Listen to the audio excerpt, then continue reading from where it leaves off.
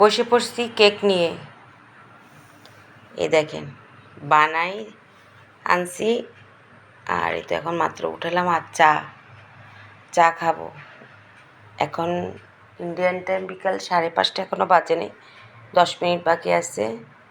আর এই তো কেকটা কাটবো দেখে আপনাদেরকে দেখাবো, এই জন্য অপেক্ষা করতেছি। এই দেখেন কত সুন্দর কেক, দেখছেন? এই দেখেন। আর এই তো তিলের কেকটা না অনেক মজা লাগে আমার কাছে, অনেক মজা লাগে। আর আমি নিজেই অসুস্থ, এজন্য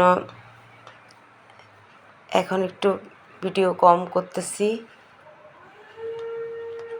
আর আপনাদের সাথে তেমন কিছু শেয়ার করতে পারতেছি না রান্নাবান্না। এই তো কেক কাটতে না কী যে মজা লাগতেছে। কেক বানানোর পরে না কেক কাটাটা সেই লাগে। আর বিকেলবেলা হইলে আমরা এই টাইমটা চাটা খেয়ে ফেলি, আবার রাত্রেবেলাও খাওয়া হয় 7:30, 8টা, 8:30। তখনও আরেকবার চা নাস্তা খাই। আর বিকেলবেলাটা এখন একটু এই টাইমটা একটু চা নাস্তা খেতে পছন্দ করি। আর দুপুরে খাওয়ার পর 1 কাপ চা কী যে খেতে ইচ্ছে করে।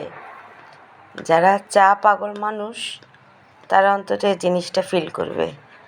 আপনাদের সাথে বলতে বলতে কেকটাও কেটে ফেললাম, কিন্তু কেকটা আবার ছোটও করে ফেললাম। তো দেখেন একটু বের করি।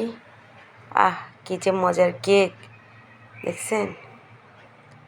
এত মজার, চা দিয়ে খেতে তো সেই লাগে।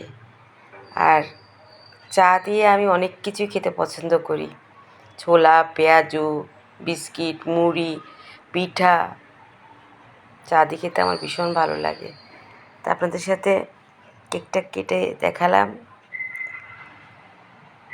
এই যে খুবই সুন্দর এসছে, এত মজা হয় এই কেকটা। আর একটা পিস দেখাই, দেখেন এত মজার হয়। এই দুপুরে বসিয়ে দিয়ে আমি গোসল করতে গেলাম, তারপর বেরোইছি। তারপরে খাওয়া দাওয়ার পরে কেকটা হলো, বের করে রাখলাম। আর এখন একটু খাই দেখি। বিসমিল্লাহ পরে খাচ্ছি, এত মজা। তিলটা থাকে না, দারুণ লাগে। আর সঙ্গে চা, আমি তো চিনি ছাড়া চা খাই, এই জন্য একটা চামচ দিয়ে রাখছি, কারণ কাপ সব একই রকম, তো চামচ দিয়ে রাখলে তা আমার চা কোনটা, মেয়ের কোনটা, ওর বাবার কোনটা, সেটা বোঝার জন্য। তো ঠিক আছে, কেমন হয়েছে কেকটা জানাবেন। এখন একটু বসে বসে চা দিয়ে খাই, ভীষণ মজা হয়েছে। আল্লাহ হাফেজ।